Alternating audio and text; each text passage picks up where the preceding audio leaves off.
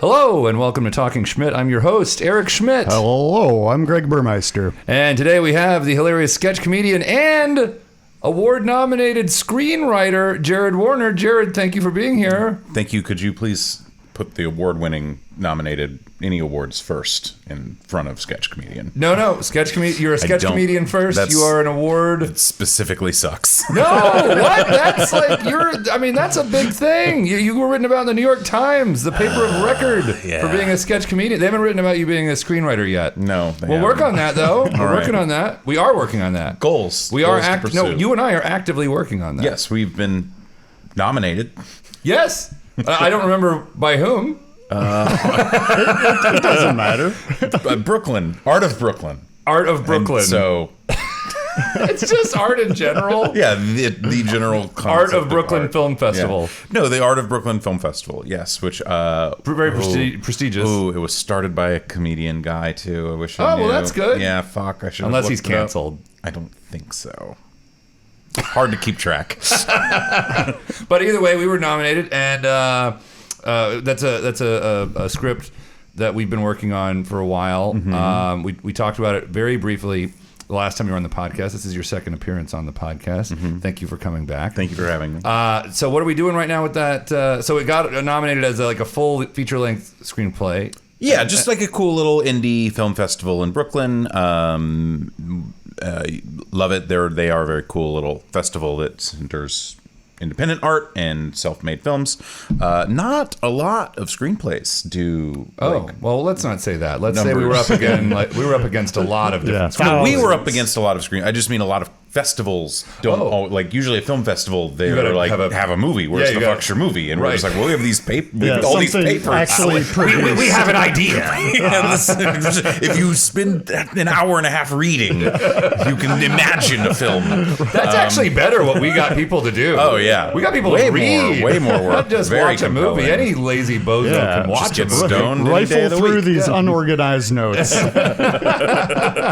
of them are handwritten. Just you got to deal with it. Sorry. But so right now we're working on converting it into more options, right? Yes. Is this a wise thing to do? I don't know. Well, so if I've learned anything in my life, it's that I will never win in any sort of formal way. That's just a pessimist way of looking at things. Well, you won plenty of things. Name something. You got written about. I've already listed one. You got written about the damn New York Times. Where's my money? They don't just give money away. Where's my goddamn money? Journalism doesn't work that way. Well, and if it does, oh, buddy, that's no good. All right, say what you're going to say. The point being, I just have always only found success in self-produced work and making your own bullshit, going out and doing it, not waiting for somebody. Sorry, that's okay. Not waiting for somebody to give you the golden ticket of you succeed. Here's your success that you've worked for all these years. Right. That's such a pot shot. So I think the wisest thing we could do, and what any aspiring writer could do, is make the fucking thing, make the movie, produce it. Yeah, produce it. So you want to self-produce it? Yes, I think that would be. I'd love to sell it. So if we get it to a shorter version or another format where somebody was I think we should always be putting your work out there. I just don't think you should bank on that. I think you should always be aiming to make your own work and put it out yourself. Well, we got to sell it to Seth Rogen. That's because it works for him. It's definitely a him movie. Don't you know him? I know someone who does know him. Yeah, I'm just building, and hopefully she listens to this episode, buddy. Yeah, I used to have a guy who I did some work with when I was working as a video producer at this media company who was really good friends with Seth Rogen. Well, goddamn, Greg, we got to get it through you. Then. I know, right? My boss used to just be like, "Yeah, if we ever have something we want Seth Rogen to work on, just let me know and I'll hit him up." Well, listen, Greg, there's a major role for you if you make there is. Yeah, that's one of the Kickstarter rewards. If you get Seth Rogen to produce our movie, you get to be in it. That's the incentive. So what are we doing to make it more versatile? I think the primary thing is to make it into a short film because that's going to be easier to produce. Also, if we go the self-production route. It's a very goofy film. Yeah. So I think it lends itself to. It's an 80s beach comedy. Right. Yeah. For today. Save the sexism. We didn't include Save the sexism? No. I was saved for we did not have sexism in it, as I thought when you were saying. No, we did not have sexism. Is that in a it. phrase? Save for thee means like you omitted. Oh, save for thee. Yeah, sorry, I thought that's what you were saying. I see. We're doing fun phrases today. Yeah. Okay. Good to know. By the way, it's getting hot. I think I'm putting my hair up. I've completely forgot what we were actually talking about. Okay, we're talking about the script. We're formatting it different to make it more versatile. Right. So let's make it short, and so then we could produce it ourselves. I think it would lend itself to like a sketch, like a half hour, 40-minute short film, and then you can take the actual movie to festivals and get more awards. That Always way. good to have something to show tap. them that they can Right. actually watch. Man, double awards would be fucking nuts. Whoa. Dude. That would be Right? so For the sick. same thing? Yeah, dude. That's the way would to we go. tell them, or would we wait till after we got Yeah, the awards? 'cause it's and a be different like, thing. Tricked you. It's a different this thing. is the double award now. You read this already, you morons. If you thought, man, I like this, but it seems familiar. You've already seen this movie in your imagination. which it's better as a book, by the way. The book's always better. But then we're doing a TV show version too, right? Yeah, We're doing definitely like an episodic, like, at least start with a mini series. I think the characters are refillable for storylines. You could probably have these goofballs make idiots of themselves on Rockaway Beach for years to come. or Los Angeles beaches if you wanted to completely change the location. Get me out of this fucking town, man. Plenty of beaches out there. Speaking of which, it is beach time. I know. I can't wait to get your texts. Very exciting. We should try to go before the season. So we only have so many weekends before. I think this weekend There's is an official season. So there's an Eric Beach season, and then Eric Beach regular season. You're like pre-approved. You're like pre-sale. Yeah. Eric Beach season lasts much longer. Eric Beach season starts once it's 70 degrees or higher, or the feels like is 70 degrees or higher out there. Okay. And then it lasts until mid-October. Right. Regular beach season, like the official beach season by Mayor Adams standards. Okay. Yeah, right, exactly.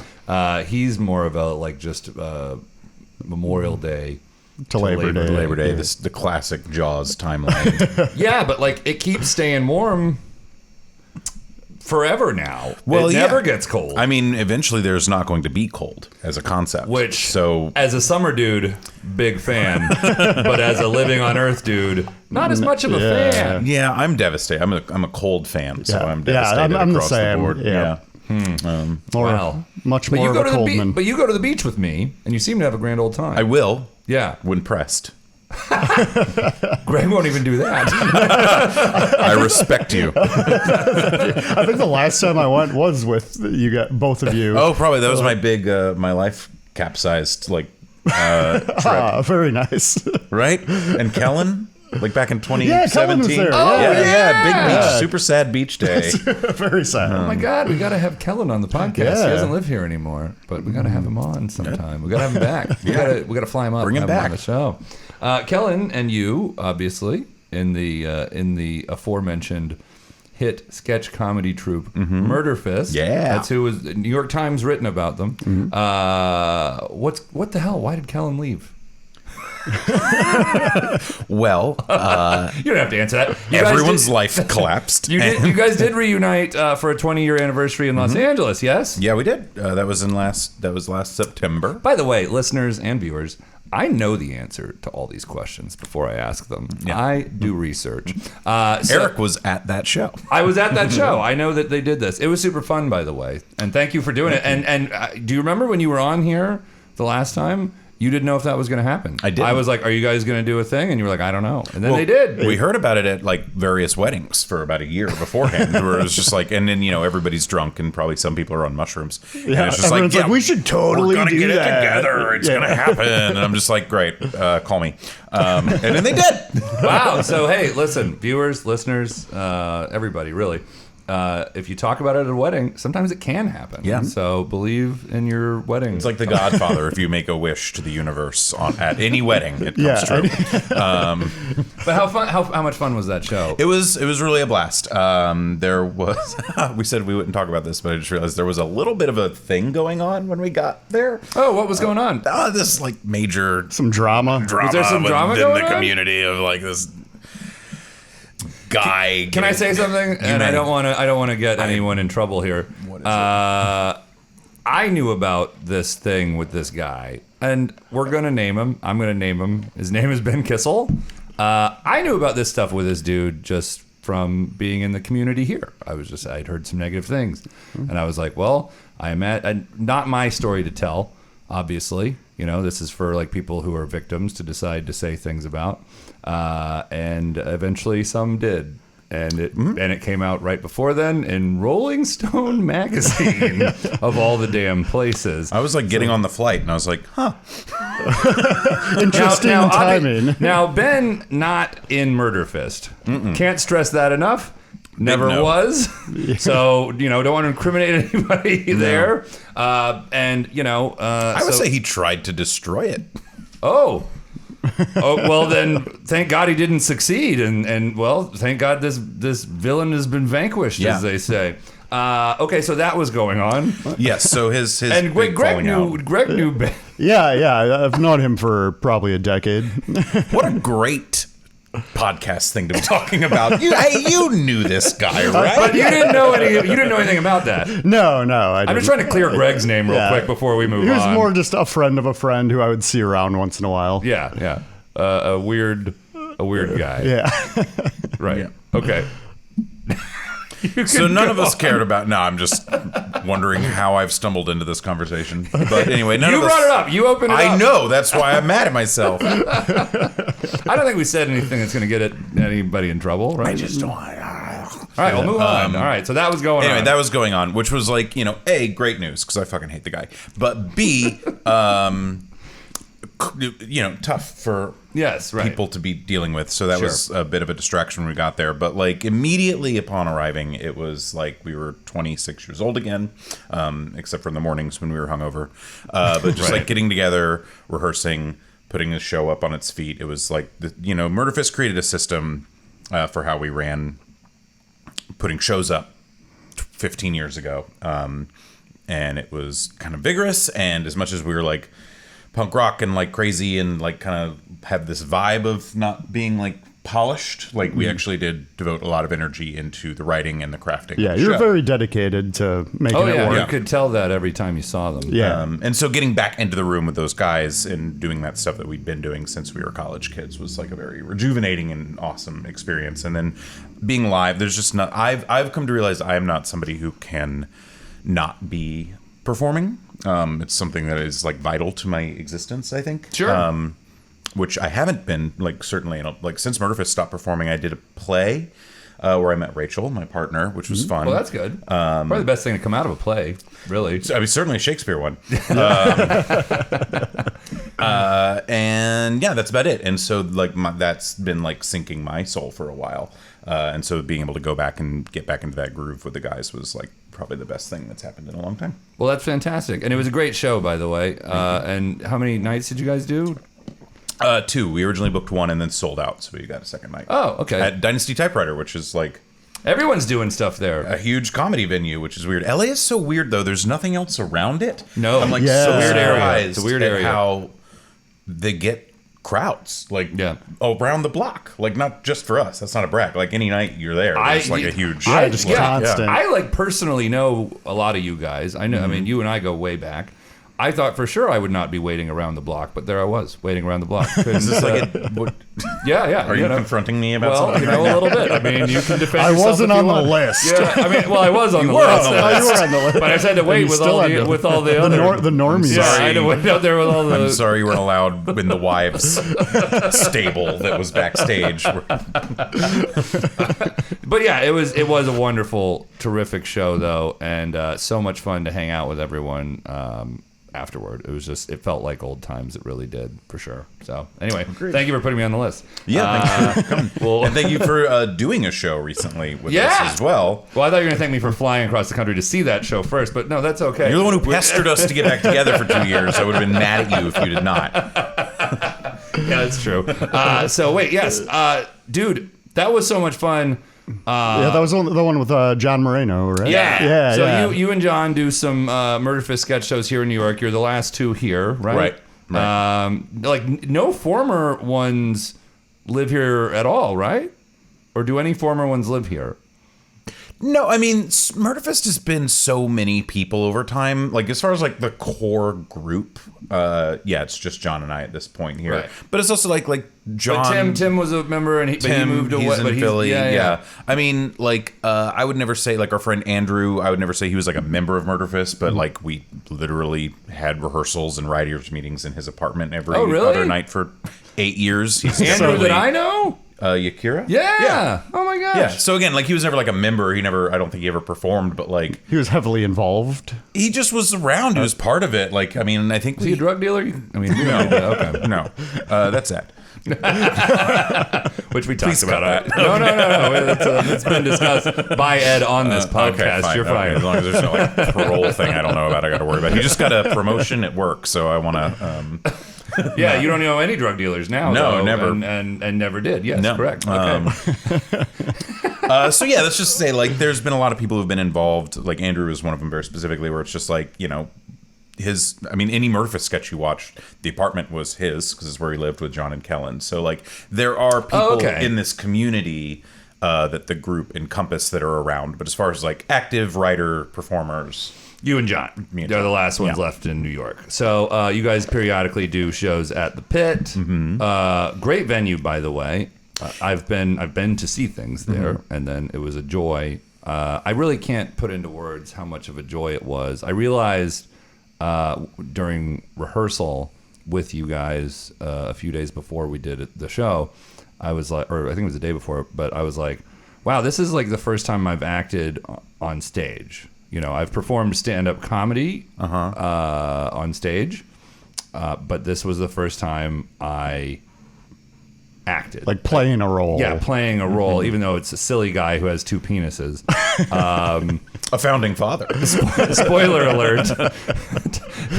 I had two penises, but even though it was silly. And he was Thomas Jefferson. I thought it was Thomas Edison. You're right.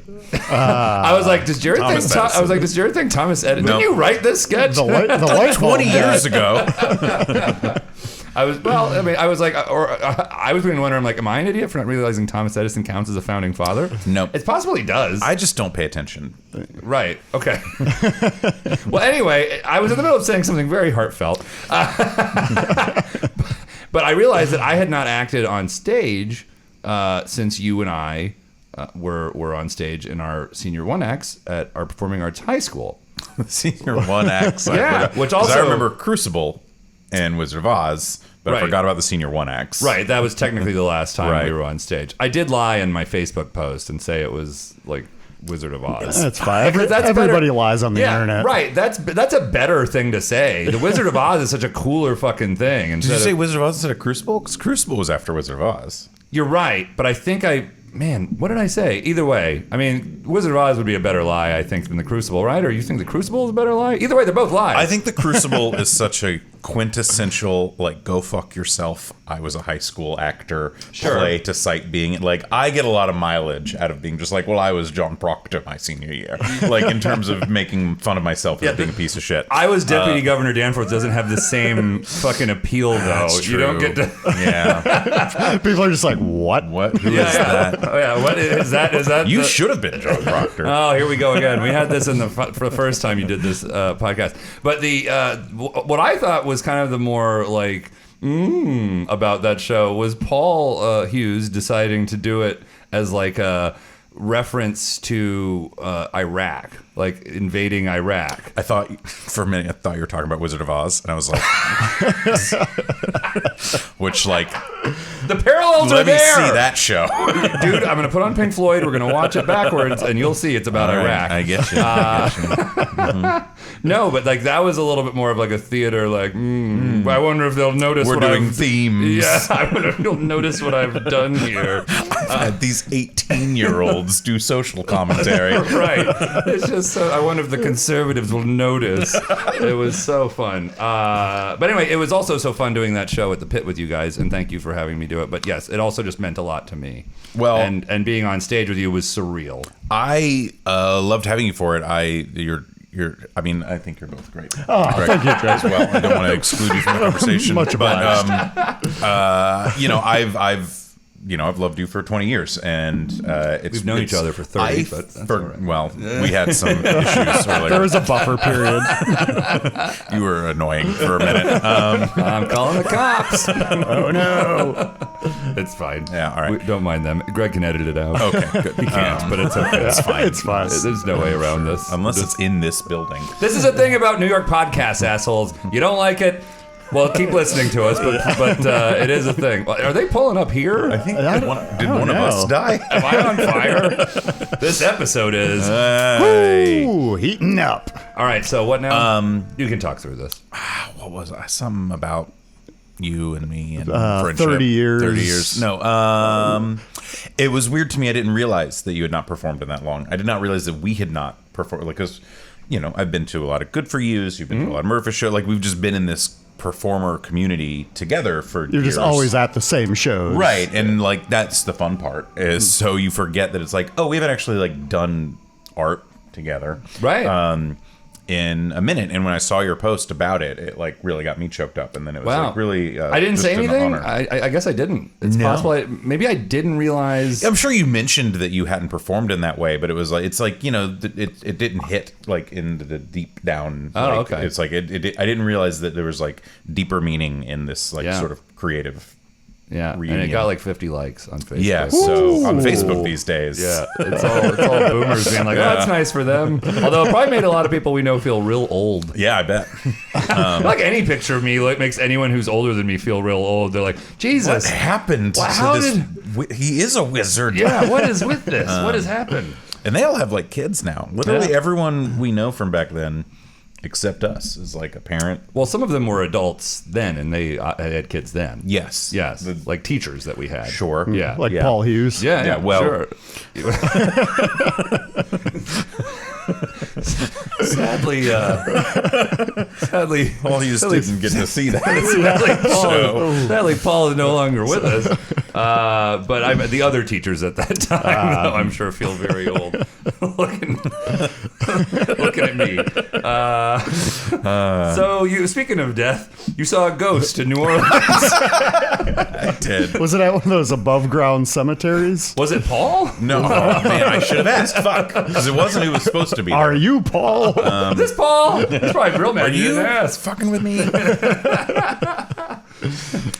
Yes. So tell us about So the we ghost. were in New Orleans for Henry Zebrowski's 40th birthday. Henry from Murderfist. From Murderfist. and then the host of the last podcast on the left. So you can hear this story, him and Marcus on their podcast talk about it for a minute. So you can hear like a spookier version on. You're not going to make this one spookier than that one? Okay. I don't know. They have like their whole thing is spooky stuff. Buddy, we just talked about an actually dead person. It doesn't get spookier than that. Okay. Do we have to set the tone for it to be spooky? You just did. A lot of Did you hear how pressure. your voice just did that? Oh, wow. Yeah. We're like in a scary podcast Ooh, now. yeah. Okay. So we traveled to New Orleans to celebrate Henry's 40th birthday. Turning 40. We have to do our own sound effects here. Sorry. Okay, thanks. And because Henry is like a horror influencer, I guess is something you could say. He got us hooked up with a really great sort of ghost / true crime tour in the city. Man, when you paused after saying ghost, I was like, what? He booked us a ghost. We'll take Got us this really great ghost. I was like, one standard ghost, please. We were like having fun with the ghost for 2 hours, but then by day 3 we were like, this is fucking hauntings are annoying. this ghost has a problem. It drinks way too much. Good Lord.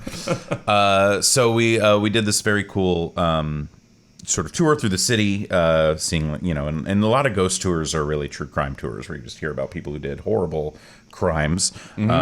What's fun in New Orleans is that this isn't relevant, but whatever. Most of usually if you go on a ghost tour, you hear about like evil people who did evil things in like colonial times. Like it's a lot of like Slavery stuff. Yeah, slavery stuff. And New Orleans built on slavery, Right. and sex work. And so the ghost tours there are, at least this one, I'm not going to speak for every horror story in New Orleans, but like a lot of the times it's like prostitutes and former slaves and people who are just like enacting vengeance and like. We're not trying to say the prostitute. Oh wait, the prostitutes were bad guys. No, I Okay. mean like murderers, but Yeah. good, the good kind of murderers. Right. Like, I was gonna say, yeah. I was like, when you equated like slavers and sex workers, I No, was like, slaves whoa, buddy. and Well, sex now workers. we're all canceled. No, it's New Orleans was built by slaves and sex workers, Yes, basically, sure. and they are the protagonists of most They're ghost like stories. Batman. They're like the good. Yes, there's like a vigilante element. Yeah. So the final stop on this tour that we did was it's a bar now. It's just like a normal honky-tonk bar. There's nothing spooky about it. But they go up and apparently the building used to be a brothel back in brothel times. And you go up and they took us into this office. It's like the bar manager's office. It's not a Halloween. It's not a spirit Halloween store at all. It's literally like it looks like this room. And he tells us the story, and I don't want to like get into their IP because this is like part. Yeah, don't. Yeah, we don't need so- spoilers either. Right. So there is a ghost story affiliated with this, and then they to deal with the brothel, and they brought out all these tools and like gadgets and doodads to like speak to the ghost and that kind of stuff. That's Like Ouija board type. no, things, like or- like ghost, but like ecto meter, like boop, boop, boops, yeah, and, Oh, a like voice. Ghostbuster stuff. Yeah, like rudimentary Ghostbuster stuff. Gotcha. Like New Orleans Ghostbusters. Right, like probably the stuff Dan Aykroyd had, and then when he wrote Ghostbusters, he just made it look goofier, and it's that.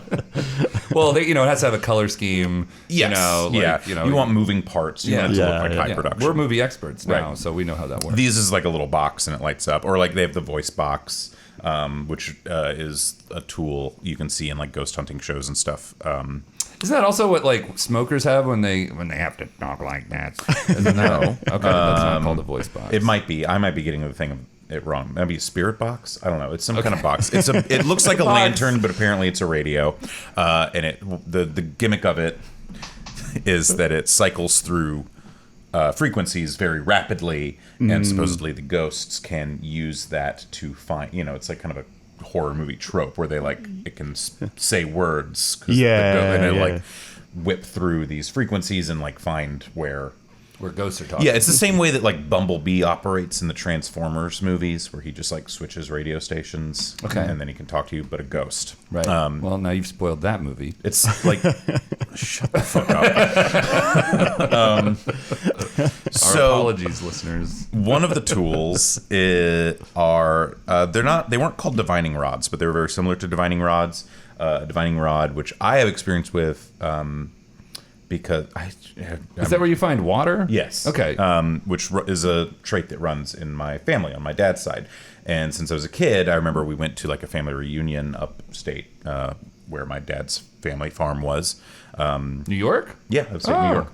I didn't realize that. I thought you were saying that about Florida. I'm like, I didn't know Upstate what- Florida. Yeah, I was like, what? You went to like Ocala? It's not Jacksonville? cool or interesting to find water in Florida. Yeah, it's like That is fucking not everywhere. a useful magic power to have. Please stop finding it. We have to tear out the walls again. It's everywhere. So you're particularly good at using yeah, that these was water and like sticks. me as like when I went there, like me as like 9-year-old, and they give you the split rod, and they're just like, if you the stick points down, you're a water witch, and so it does, and I that like basically was my personality from 1st through 4th grade was that tidbit of like magic that I supposedly Oh, had. water boy. Right. That's what that movie was originally supposed to be about. Yeah. Oh, But then- interesting. Yeah, but then it would have done poorly in the Florida market because True. they didn't know what a water witch they can't was. relate. It made no sense. Yeah. Also, Adam Sandler had some rewrites, and I thought it ended up being a pretty fun movie. I mean, they pulled something out with Yeah, it. right.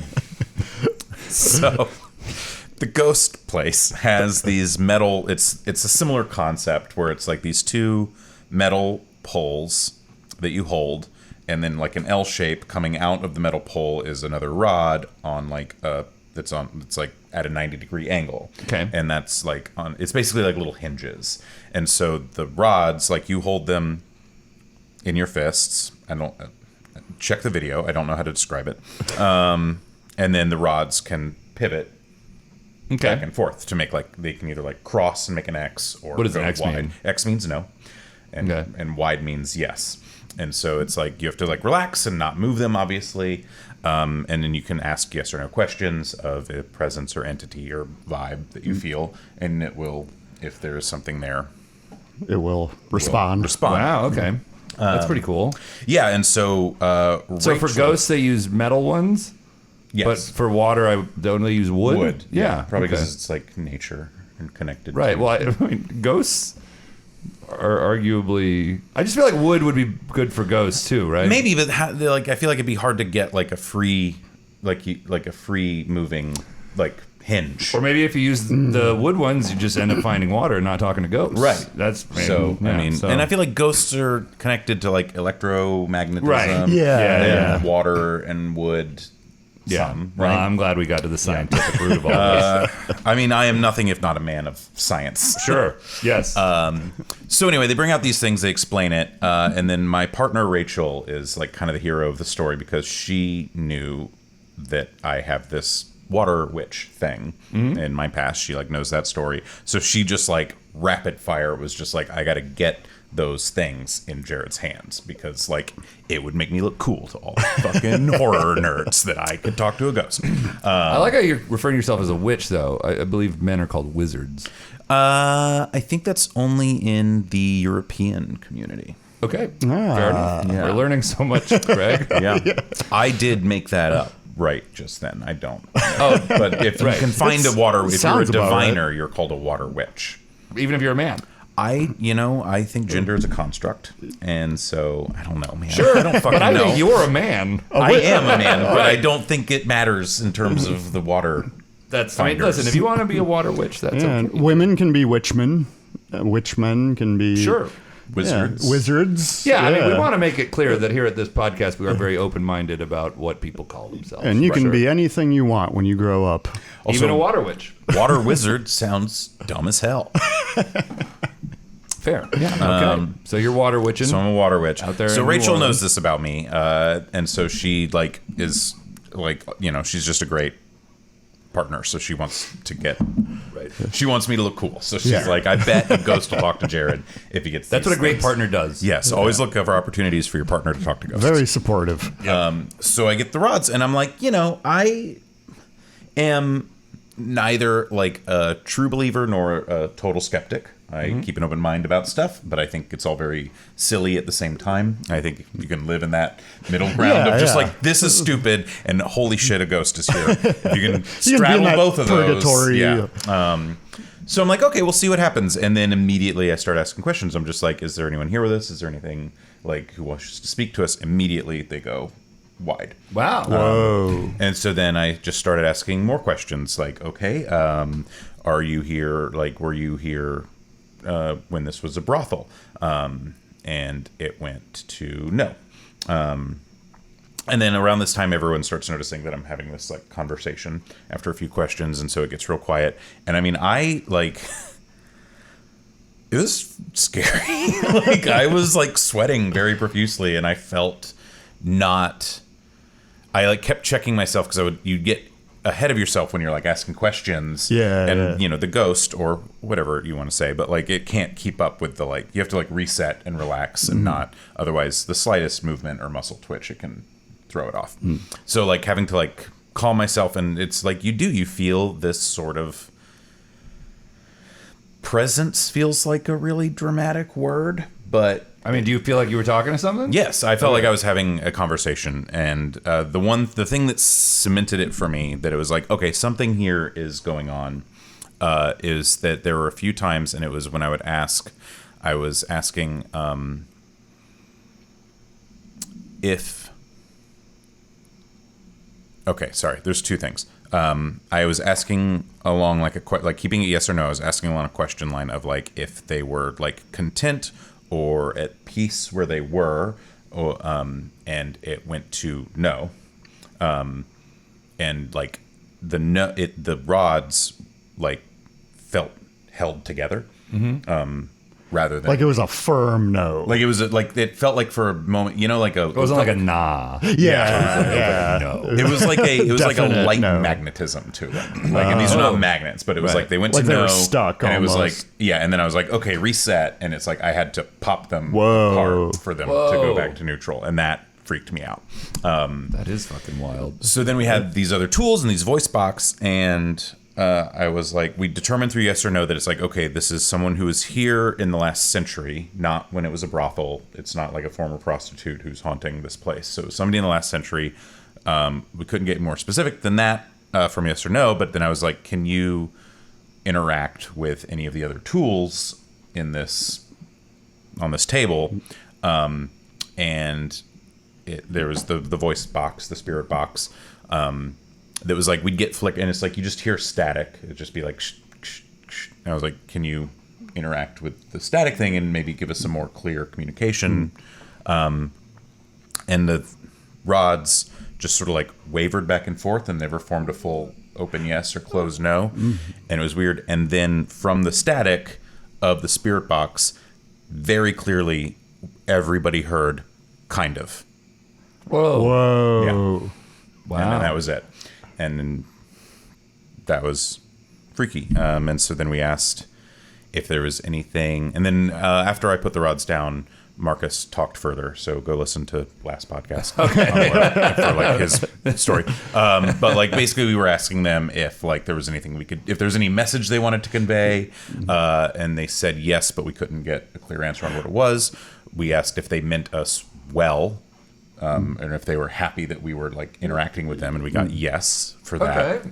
And then we asked what they liked, and we asked if their favorite drink, and we went through like whiskey, rum, vodka. We got a yes on vodka, so we went and got a shot and brought the shot in for them, and that sat there for the rest of the time. And then the tour guide took it and poured it out on a tree that was like particularly haunted at the outside of this place. See, wood can be. Yeah. Hey, so there you there's go. different mediums for different. That's a liquid passing through. It all comes back around. There you go. Yeah. Well, Jared, that's fantastic. Oh, I can't remember if I told you we only do 30-minute episodes. Oh, now. then let's get out of here. I would have sped that up. No, you're good. That was good. That was really compelling. Yeah, so that was you. great. Thank you for doing it. You mentioned you're starting a blog. Do you want to plug it? I don't want to plug it. I'm writing a book, and I will use a blog to publish. I was like, man, I really chapters. misread that. No, text. I will use a blog.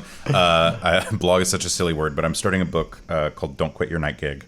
That's going to be kind of exploring ghosts. No. No, that's going to be exploring basically being a creative person, being an artist in a corporate setting, and how a lot of people in comedy and in the arts have to find a day job. They find themselves in corporate creative positions, marketing, advertising, and it's sort of a survival guide to that, and a pseudo biography about how that's completely destroyed my soul. Very good. Well, I can't wait to. Very It good. sounds like a real pick me up of a book. It's going to be funny. Blog. It's going to be very funny. Is it going to be on Blogspot?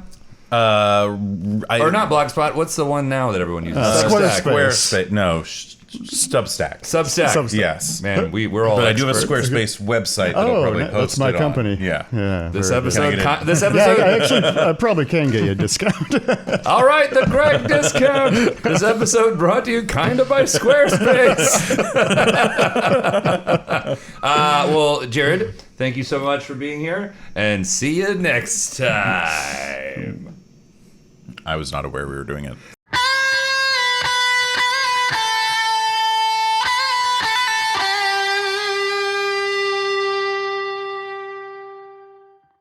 Talking Schmidt is recorded at Burmeister Studios in Astoria, Queens. Opening music is by Greg Burmeister.